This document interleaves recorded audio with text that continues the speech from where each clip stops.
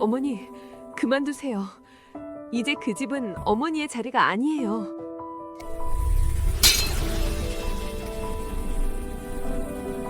연한 크림색 머그컵이 바닥에 떨어졌습니다.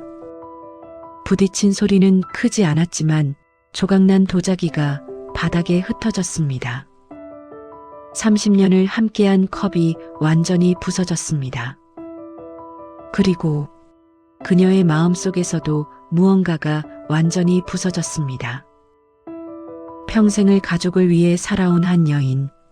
그러나 어느 날 그녀는 짐이 되어 있었습니다. 마리는 왜 집을 떠나야 했을까요? 그리고 그 선택은 그녀의 인생을 어디로 데려갔을까요?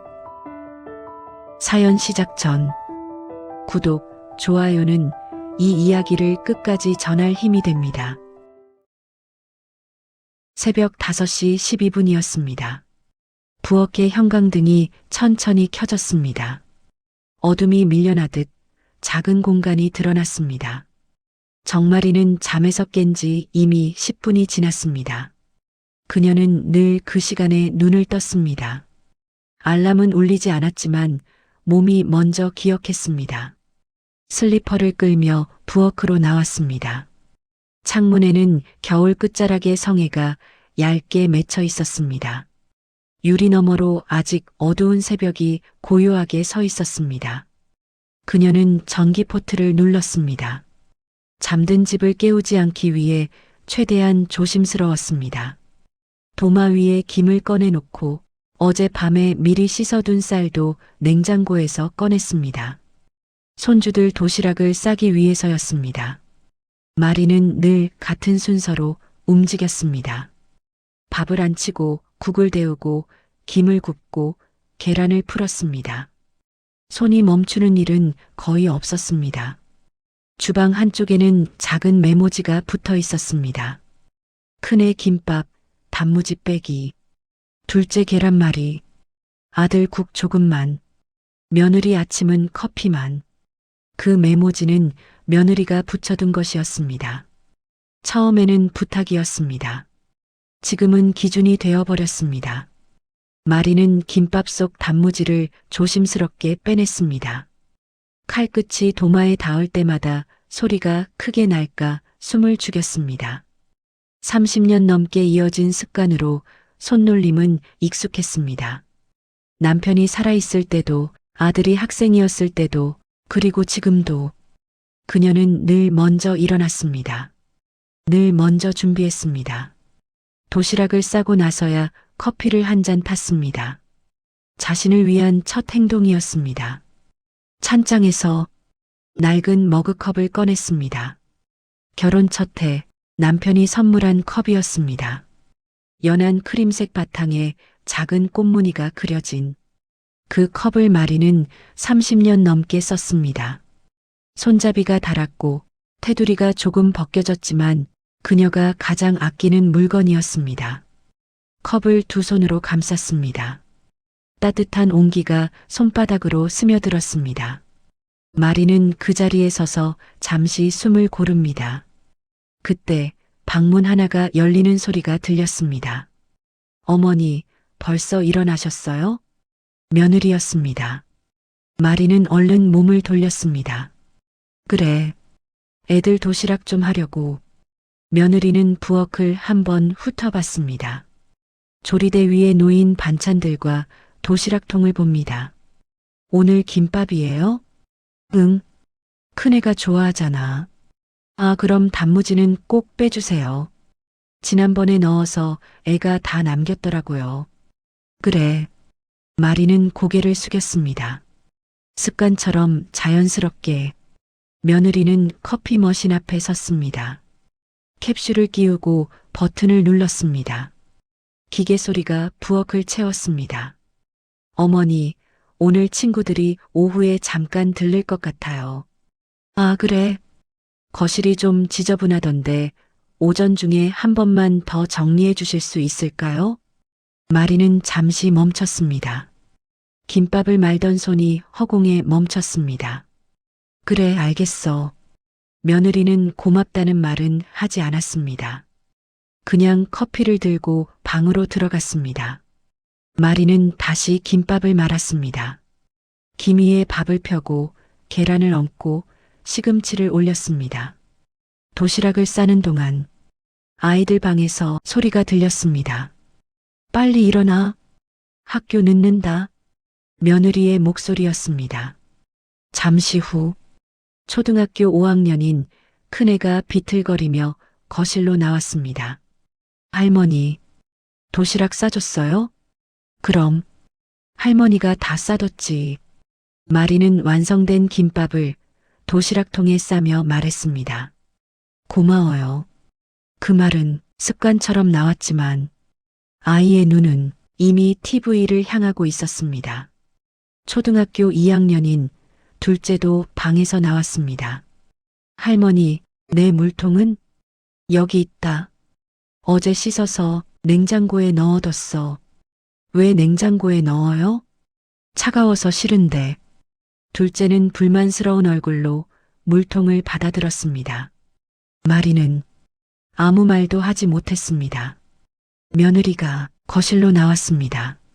애들아, 할머니한테 인사해야지. 감사합니다. 고맙습니다. 기계처럼 나오는 인사였습니다. 아이들은 곧 신발을 신고 현관문을 나섰습니다. 마리는 그 뒷모습을 바라보았습니다. 자신이 그들에게 어떤 사람인지 알 수 없었습니다. 할머니인지 도시락 만드는 사람인지 그저 집에 있는 누군가인지. 창밖에서 새 한 마리가 울었습니다. 아침이 가까워지고 있었습니다. 그녀는 문득 생각했습니다. 이 집에서 아침을 가장 먼저 맞는 사람은 늘 자신이라는 것. 그러나 아침을 가장 늦게 누리는 사람도 자신이라는 것. 도시락이 완성되자 마리는 작은 방으로 돌아갔습니다. 그녀의 방은 집에서 가장 안쪽에 있었습니다. 창도 작고 햇빛도 늦게 들어오는 방이었습니다. 방 안에는 작은 침대와 장롱 하나, 그리고 낡은 탁자가 전부였습니다. 탁자 위에는 오래된 사진 한 장이 놓여 있었습니다. 젊은 시절의 마리와 남편, 그리고 어린 아들. 그녀는 사진을 한번 바라보고는 다시 부엌으로 나왔습니다. 이제 아침밥을 차릴 시간이었습니다. 거실의 시계는 6시를 향해 가고 있었습니다. 마리는 문득 이 집에서 자신의 자리가 어디인지 떠올려 보았습니다. 부엌, 그리고 가장 안쪽의 작은 방. 그것이 전부였습니다. 그녀는 그 생각을 지우듯 식탁 위에 밥그릇을 올려놓았습니다. 그리고 부엌으로 돌아가 아까 마시던 커피 잔을 설거지하려 했습니다. 남편이 선물한 연한 크림색 머그컵으로 손을 뻗는 순간 손이 미끄러졌습니다. 컵이 싱크대 가장자리에 부딪혔습니다. 깨지지는 않았습니다. 그러나 아주 얇은 금이 컵 옆면을 가로질렀습니다. 마리는 그 금을 한참 바라보았습니다. 손가락으로 조심스럽게 그 선을 따라갔습니다. 30년을 견뎌낸 컵이 오늘 처음으로 금이 갔습니다. 컵을 천천히 찬장에 넣었습니다. 버릴 수는 없었습니다. 그러나 이제 이 컵으로 뜨거운 것을 마실 수는 없을 것 같았습니다. 금이 더 벌어질까봐, 완전히 깨질까봐. 마리는 찬장 문을 닫았습니다. 그 순간 가슴 한켠에서도 무언가가 조용히 갈라지는 것을 느꼈습니다. 그녀는 아직 그것의 이름을 몰랐습니다. 다만 이 집이 더 이상 온전히 자기 집처럼 느껴지지 않는다는 것만은 분명히 느끼고 있었습니다. 그리고 자신도 그 컵처럼 어딘가 금이 가 있다는 것을 그 새벽 마리는 몰랐습니다. 이 평범한 아침이 자신의 인생에서 마지막으로 아무 일 없는 하루가 될 것이라는 사실을 점심 무렵이었습니다. 거실에는 햇빛이 길게 드리워져 있었습니다. 마리는 무릎을 꿇고 바닥을 닦고 있었습니다. 밀대 대신 걸레를 썼습니다. 소리가 나지 않도록, 바닥이 상하지 않도록. 걸레를 짜는 손목이 잠시 떨렸습니다. 허리가 뻐근했습니다. 그러나 그녀는 잠시 멈췄다가 다시 움직였습니다. 어머니, 며느리의 목소리가 들렸습니다. 마리는 바로 고개를 들었습니다. 오늘 친구들이 3시쯤 온다 했잖아요. 혹시 거실 쿠션도 커버 좀 갈아주실 수 있을까요? 지금 하려고 했어. 그리고 화장실 수건도 새 걸로 바꿔주시고요. 지난번에 애들이 쓰던 게 그대로 있더라고요. 그래, 알겠어. 마리는 고개를 끄덕였습니다.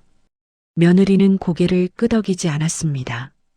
그저 휴대전화를 보며 방으로 들어갔습니다. 마리는 천천히 일어났습니다. 허리를 펴는데 시간이 걸렸습니다. 잠시 벽을 짚고 섰습니다. 그녀는 스스로에게 말했습니다. 괜찮다. 이 정도는 할 수 있다. 쿠션 커버를 벗기고 세탁기에 넣었습니다. 수건을 새로 꺼냈습니다. 거실 테이블 위에 물자국을 닦았습니다. 그때 아들이 출근 준비를 하며 거실로 나왔습니다. 엄마, 오늘도 청소하시네. 손님이 온다네. 아, 또요? 그 말에는 특별한 의미가 없었습니다. 그러나 마리는 그 한마디에 잠시 손을 멈췄습니다. 불편하니? 아니, 그런 건 아닌데. 엄마가 너무 힘들어 보여서. 나는 괜찮다. 아들은 고개를 끄덕였습니다. 그리고 신발을 신으며 말했습니다. 엄마도 좀 쉬어도 돼. 요즘은 다들 로봇 청소기 쓰잖아. 그건 너무 시끄럽단 말이야. 손이 닿지 않는 곳도 있고, 내가 직접 하는 게 더 마음이 편해. 마리는 웃으려 했습니다. 그러나 웃음은 완성되지 않았습니다. 아들은 고개를 끄덕이고는 그대로 현관문을 나서버렸습니다. 무릎 꿇고 걸레질하는 어머니를 두고서 오후가 되기 전 며느리가 다급하게 마리를 불렀습니다. 어머니, 마리는 걸레를 놓고 일어났습니다. 며느리는 아이의 도시락통을 들고 있었습니다. 뚜껑이 열려 있었습니다. 어머니, 큰애 김밥에 단무지 들어갔어요. 마리는 그 순간 숨이 멎는 것 같았습니다. 어머니께 분명히 말씀드렸잖아요. 단무지는 빼달라고요. 미안하다, 내가 깜빡했네. 큰애가 도시락을 거의 다 남겼어요. 선생님한테 연락까지 받았어요.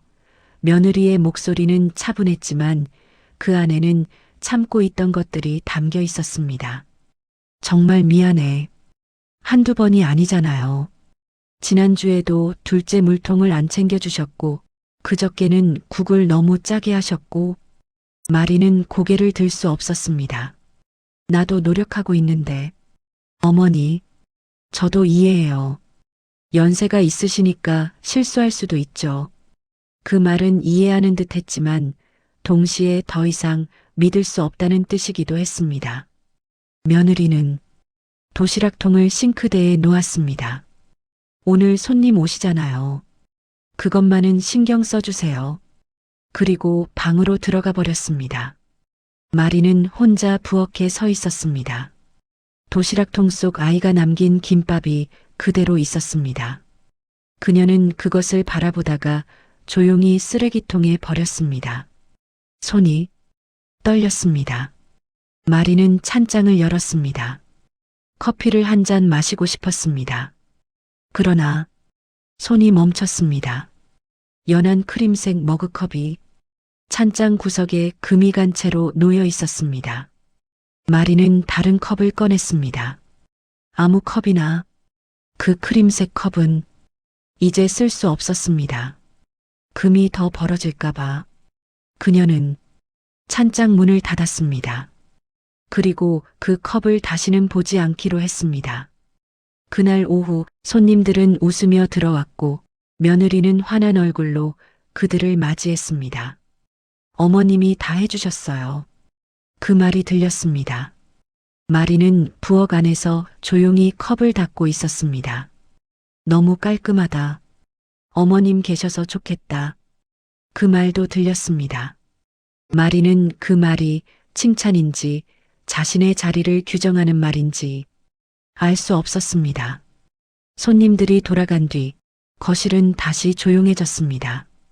마리는 컵들을 정리하다 자신의 방으로 돌아왔습니다. 그런데 방문을 여는 순간 멈췄습니다. 방이 뭔가 달랐습니다. 침대 옆 낡은 탁자가 없었습니다. 그 위에 놓여있던 남편과의 오래된 사진도 함께 사라졌습니다. 거실로 나갔습니다. 내 방에 있던 탁자가 사라진 것 같아 며느리가 정리하던 손을 멈췄습니다. 아, 그거요? 어머니 방이 너무 좁아 보여서 제가 치워뒀어요. 창고에 넣어뒀으니 나중에 필요하시면 말씀하세요. 사진요? 사진도 같이 넣어뒀어요. 먼지 쌓이잖아요. 며느리는 다시 정리를 시작했습니다. 별일 아니라는 듯. 어머니, 요즘은 다들 미니멀하게 살잖아요. 물건이 적어야 정리도 편하고요. 마리는 입을 열었다가 다시 닫았습니다. 응, 알겠다. 자신의 방으로 돌아왔을 때 텅 빈 침대 옆을 바라보았습니다. 30년 동안 매일 아침 보던 그 사진이 없었습니다. 허락도 없이 사라졌습니다. 마치 자신이 점점 없어지는 것처럼 마리는 소파 끝자리에 앉았습니다. 등받이가 없는 자리였습니다. 늘 그곳이 그녀의 자리였습니다. 며느리가 물을 마시며 말했습니다. 어머니, 오늘 좀 힘드셨죠? 아니야. 요즘 들어 어머니가 조금 예민해 보이세요. 그 말에 마리는 고개를 들었습니다. 내가? 네. 예전엔 이런 일도 아무렇지 않게 하셨잖아요. 요즘은 자꾸 한숨도 쉬시고 실수도 잦아지시고 저희도 눈치가 보여서요. 마리는 바로 대답하지 못했습니다. 입술이 조금 떨렸습니다. 오늘 아침에 도시락 통일이 떠올랐습니다. 며느리의 차가운 목소리. 제가 혹시 불편하게 해드렸나요? 그건 아니고 그냥 어머니도 연세가 있으시잖아요. 너무 무리하시는 것 같아서요. 그래서 조금만 더 편하게 생각해 주셨으면 해서요. 편하게. 그 말이 이상하게 무겁게 들렸습니다. 마리는 고개를 끄덕였습니다. 그래. 내가 좀 조심하마. 그날 밤 마리는 잠을 이루지 못했습니다. 부엌에서 거실에서 자신이 지나간 자리들을 떠올렸습니다. 자신이 없으면 이 집이 조금은 더 편해질지도 모른다는 생각이 처음으로 들었습니다. 그 생각이 그녀의 가슴 한가운데 작은 금을 남겼습니다. 그리고 마리는 아주 조용히 처음으로 이런 질문을 스스로에게 던졌습니다. 나는 이 집에서 어떤 존재일까? 그 질문은 아직 소리가 없었습니다. 그러나 이미 그녀의 마음속에서 천천히 커지고 있었습니다. 아침이 와도 마리는 바로 일어나지 않았습니다. 예전 같으면 새벽 5시면 눈이 떠졌습니다. 이제는 알람이 울리고 잠시 더 누워 있다가 천천히 몸을 일으켰습니다. 부엌으로 나가지 않았습니다. 대신 방 안에서 물을 마셨습니다. 컵은 방 안에 두었습니다. 거실에서는 로봇 청소기가 조용히 움직이고 있었습니다. 며느리가 전날 밤 예약해 둔 것이었습니다. 마리는 그 소리를 들으며 문을 열지 않았습니다. 어머니, 아침 드세요. 며느리의 목소리가 들렸습니다. 문 너머였습니다. 나는 조금 있다가 먹을게. 식기 전에 드셔야 하는데요. 괜찮다. 마리는 이불을 다시 정리했습니다. 손끝이 느렸습니다. 괜히 이불 끝을 몇 번이나 접었습니다. 며느리도 더 이상 권하지 않았습니다. 그들은 배려하고 있다고 생각하는 듯 했습니다. 마리는 그 배려가 자신을 더 안쪽으로 밀어넣는다는 것을 설명할 수 없었습니다. 그녀는 낮 동안 방 안에 머무는 시간이 길어졌습니다. TV 소리도 낮췄습니다. 발소리도 줄였습니다. 존재가 소리가 되지 않도록 어느 날 마리는 세탁기를 돌리다 멈췄습니다. 이미 며느리가 해두었다는 사실을 뒤늦게 알았습니다. 젖은 손으로 세탁기 앞에 서서 잠시 움직이지 않았습니다. 어머니, 제가 할게요. 힘드시면 안 하셔도 돼요. 며느리는 부드럽게 말했습니다. 마리는 고개를 끄덕였습니다. 그리고 한 발 물러났습니다. 그 물러남이 하루, 이틀, 일주일이 되었습니다. 집은 점점 더 매끄럽게 돌아갔습니다. 말이 없이도 아무 문제 없다는 듯 그 사실이 그녀를 조용히 무너뜨렸습니다. 밤이 되면 마리는 창가에 앉았습니다. 아파트 불빛이 규칙적으로 켜지고 꺼졌습니다. 그 불빛들 속에는 자기 자리가 있을까 그녀는 생각했습니다. 엄마, 괜찮아? 어느 날 아들이 방문을 열고 물었습니다. 왜? 요즘 엄마가 너무 조용해. 원래 조용했지. 아니, 예전이랑 좀 달라. 마리는 침대 가장자리를 쓸었습니다. 나이 들면 다 그렇다. 아니야. 엄마가 우리 눈치 보는 것 같아서. 그 말에 마리는 잠시 고개를 들었습니다. 눈치라니. 그냥 엄마가 이 집에서 너무 작아진 것 같아. 아들은 어디까지 말해야 할지 모르는 얼굴이었습니다. 마리는 미소를 지으려 했습니다. 괜히 그런 생각하지 마라. 아들은 더 말하지 않았습니다. 그러나 문을 닫기 전 잠시 멈춰섰습니다. 엄마, 여긴 엄마 집이기도 해. 문이 닫히고 방 안은 다시 조용해졌습니다. 마리는 그 말을 여러 번 되뇌었습니다. 여긴 엄마 집이기도 해. 그 말은 따뜻했지만 이미 늦은 위로처럼 느껴졌습니다. 그날 밤 마리는 서랍을 열었습니다. 오래된 수첩이 맨 아래에 있었습니다. 젊었을 때 쓰던 가계부였습니다. 종이는 누렇게 변해 있었고 글씨는 단정했습니다. 1989년 3월 아이가 처음 걸음. 비가 와도 밥은 해야 한다. 한 장 한 장 넘기다. 마리는 멈췄습니다. 1995년 어느 날의 기록이 눈에 들어왔습니다. 오늘 처음으로 남편, 아이 몰래 내 이름으로 통장을 만들었다. 혹시 언젠가 내가 나를 지켜야 할 날이 올지도 모르니까. 마리는 그 글씨를 손끝으로 천천히 쓸었습니다. 젊은 시절의 자신이 이미 알고 있었던 것 같았습니다. 이날이 올 것을 다시 넘기다 마지막 장에서 그녀는 손을 멈췄습니다. 남편 몰래, 아이 몰래, 짧은 문장이 연필로 적혀 있었습니다. 나는 누군가의 짐이 아니라 내 하루를 살아가는 사람이다. 마리는 그 문장을 오래 바라보았습니다. 언제 썼는지 기억나지 않았습니다. 그러나 그 글씨는 분명 자신의 것이었습니다. 내 하루를 살아가는 사람. 지금의 나는 누구의 하루를 살고 있을까? 그 생각이 들자 가슴이 무너져 내리는 것 같았습니다. 마리는 수첩을 꼭 쥐었습니다. 종이가 구겨지도록. 그리고 처음으로 소리 없이 눈물을 흘렸습니다. 오늘 아침 도시락통을 버리던 손, 며느리의 차가운 목소리, 연세가 있으시니까 그 말이 자꾸 들렸습니다. 자신이 언제부터 쓸모없는 사람이 되었는지 알 수 없었습니다. 다만 지금 이 순간 자신이 온전히 존재하지 못하고 있다는 것만은 분명했습니다. 마리는 수첩을 펼쳐 젊은 날의 자신을 보았습니다.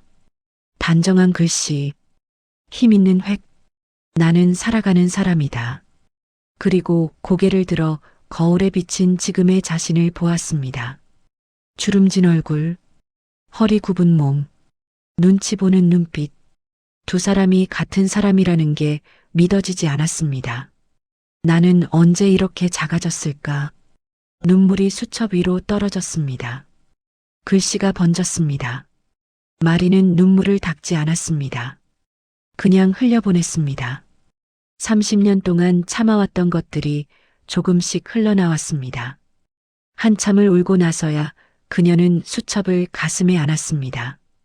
그리고 아주 작게 속삭였습니다. 미안해, 내가 너를 잃어버렸어. 젊은 날의 자신에게 하는 말이었습니다. 그 말이 끝나자 이상하게도 마음이 조금 가벼워졌습니다. 사라지는 것이 답이 아닐지도 모른다는 생각이 그녀의 마음속에 조심스럽게 고개를 들었습니다. 아니, 이제는 확신에 가까웠습니다. 나는 다시 찾아야 한다. 그때 그 사람을 마리는 눈물 자국을 닦고 창문을 조금 열었습니다. 밤 공기가 방 안으로 들어왔습니다. 차가웠지만 깨어있게 만드는 공기였습니다. 그녀는 그 공기를 느끼며 처음으로 내일을 두렵지 않게 생각했습니다. 다음 날 저녁, 마리는 방문을 살짝 닫았습니다. 거실에서는 TV 소리가 희미하게 들렸습니다. 그녀는 침대에 앉아 낡은 휴대폰을 켰습니다. 화면이 밝아지는데 시간이 걸렸습니다. 검색창에 천천히 글자를 입력했습니다. 원룸 월세. 몇 개의 부동산 앱이 나타났습니다. 마리는 잠시 망설였습니다. 손가락이 화면 위에서 멈췄습니다. 그리고 첫 번째 앱을 눌렀습니다. 화면에는 수많은 방들이 나타났습니다. 보증금 300, 보증금 500, 월세 30, 40. 마리는 숫자들을 천천히 읽었습니다. 그리고 서랍 깊숙한 곳에서 작은 통장 하나를 꺼냈습니다. 통장 표지는 오래되어 빛이 바랬습니다. 남편이 살아있을 때부터 조금씩 모아둔 돈이었습니다. 혹시 모르니까 그때는 그저 막연한 불안이었습니다. 지금은 구체적인 출발점이 되었습니다. 마리는 통장의 잔액을 확인했습니다. 520만 원. 크지 않았지만 시작하기에는 충분했습니다. 그녀는 다시 휴대폰을 들었습니다. 조건을 좁혔습니다. 보증금 200 이하, 월세 40 이하, 방 하나면 충분. 몇 개의 매물이 남았습니다. 마리는 그 중 하나를 저장했습니다. 햇빛이 잘 든다는 설명이 적혀 있었습니다. 화면을 끄고 그녀는 다시 창밖을 바라보았습니다. 가슴이 두근거렸습니다. 두려움과 기대가 함께 뛰었습니다. 이튿날 오전, 마리는 며느리와 아들이 출근한 뒤 조용히 외출했습니다. 손에는 메모지 하나가 들려 있었습니다. 저장해둔 원룸의 주소였습니다. 부동산 중개소 앞에서 그녀는 잠시 멈췄습니다. 안으로 들어가면 돌이킬 수 없을 것 같았습니다. 그러나 돌아서지도 않았습니다. 문을 열었습니다. 어서 오세요. 젊은 중개인이 환하게 웃었습니다. 혹시 원룸 보러 오셨어요? 마리는 고개를 끄덕였습니다. 네. 작은 방 하나 찾고 있습니다. 중개인은 잠시 그녀를 바라보았습니다. 나이든 여성이 혼자 방을 구하러 온 것이 조금 의외인 듯 했습니다. 가족분과 함께 사실 건가요? 아니요, 혼자 삽니다. 그 대답은 분명했습니다. 중개인은 고개를 끄덕이고 컴퓨터를 켰습니다. 예산은 어느 정도 생각하세요? 보증금 200, 월세 40 안쪽으로요. 계약 기간은 1년이요. 마리의 목소리는 떨리지 않았습니다. 그녀는 이미 마음을 정했습니다. 그날 오후 마리는 세 곳의 방을 둘러보았습니다. 첫 번째 방은 어두웠습니다. 두 번째 방은 습기가 많았습니다. 세 번째 방 문을 열자 햇빛이 가득 들어왔습니다. 창문이 남향이었습니다. 방은 작았지만 깨끗했습니다. 마리는 창가에 섰습니다. 바깥이 잘 보였습니다. 마음에 드세요? 중개인이 물었습니다. 마리는 잠시 방 안을 둘러보았습니다. 작은 부엌, 작은 화장실, 그리고 햇빛 가득한 방 하나. 네, 여기로 하겠습니다. 언제부터 들어오실 건가요? 마리는 잠시 생각했습니다. 일주일 뒤요. 알겠습니다. 그럼 계약서 준비할게요. 마리는 통장을 꺼냈습니다. 손이 조금 떨렸습니다. 그러나 서명할 때는 흔들리지 않았습니다. 집으로 돌아오는 길, 마리는 계약서를 가방 깊숙이 넣었습니다. 아무도 아직 몰랐습니다. 그녀가 곧 떠날 것이라는 사실을. 그날 밤 마리는 조용히 짐을 정리하기 시작했습니다. 옷 몇 벌, 세면도구, 오래된 수첩, 가져갈 것은 많지 않았습니다. 30년을 살았지만 온전히 자신의 것이라 부를 수 있는 건 그것뿐이었습니다. 마리는 아침에 부엌으로 나왔습니다. 오랜만이었습니다. 밥솥에 불이 꺼져 있었습니다. 식탁 위에는 전날 저녁 먹다 남은 컵 2개가 놓여 있었습니다. 그녀는 천천히 밥을 안 쳤습니다. 쌀을 씻는 소리가 부엌에 울렸습니다. 그 소리가 자신의 존재처럼 느껴졌습니다. 며느리가 방문을 열고 나왔습니다. 잠옷 차림이었습니다. 어머니 일어나셨어요? 그래. 제가 하려고 했는데 죄송해요. 아니다. 가끔은 내가 해도 되지. 며느리는 잠시 멈춰 섰습니다. 어머니, 괜히 무리하시는 거 아니에요? 그 말은 늘 듣던 말이었습니다. 그러나 그날은 그냥 지나치지 않았습니다. 마리는 쌀이 담긴 그릇을 싱크대 위에 내려놓았습니다. 나는 아직 아무것도 못할 만큼 늙지 않았다. 며느리는 조금 놀란 얼굴이었습니다. 그런 뜻은 아니었어요. 그냥 어머니가 힘드실까 봐요. 힘든 건 아무것도 하지 않을 때다. 마리는 자신의 손을 바라보았습니다. 거칠고 주름진 손이었습니다. 나는 여기서 점점 없어지고 있다. 며느리는 잠시 당황한 듯 시선을 내렸습니다. 손가락으로 컵 테두리를 만지작거렸습니다. 어머니가 그렇게 느끼셨다면 저희가 부족했던 거예요. 그 말은 사과처럼 들렸습니다. 그러나 며느리는 마리의 눈을 보지 못했습니다. 미안한 건지 난처한 건지 그저 해야 할 말을 하는 건지 마리는 알 수 없었습니다. 마리는 식탁 의자를 천천히 당겼습니다. 너희는 나한테 잘해주려고 했겠지. 근데 나는 그 사이에서 자꾸만 내 자리가 없어지는 것 같았다. 내가 가만히 있으면 집이 조용하고 편하잖아. 나도 그게 너희한테 좋은 줄 알았다. 마리는 잠시 숨을 고른 뒤 말을 이었습니다. 근데 그러다 보니 내가 점점 없어지더라. 그때 아들이 출근 준비를 하다 거실로 나왔습니다. 무슨 일이야? 며느리는 마리를 바라보았습니다. 마리는 아들을 향해 시선을 옮겼습니다. 나는 이 집에서 점점 없는 사람이 되어가고 있다. 아들은 당황한 얼굴이었습니다. 엄마, 그런 생각 왜 해? 내가 몰라서 그렇지. 우린 그런 뜻 아니야. 알고 있다. 마리는 고개를 끄덕였습니다. 그래서 더 힘들었다. 누가 나한테 나가라고 한 것도 아닌데 나는 혼자서 점점 구석으로 가 있더라. 부엌은 잠시 조용해졌습니다. 밥솥에서 취사 완료 소리가 짧게 울렸습니다. 그 소리가 결정을 재촉하는 종처럼 들렸습니다. 마리는 앞치마를 벗었습니다. 고리에 걸어두었습니다. 나는 잠시 이 집을 떠나려고 한다. 아들은 한 걸음 다가왔습니다. 어디를? 작은 방 하나 얻어서 혼자 살아보려고 한다.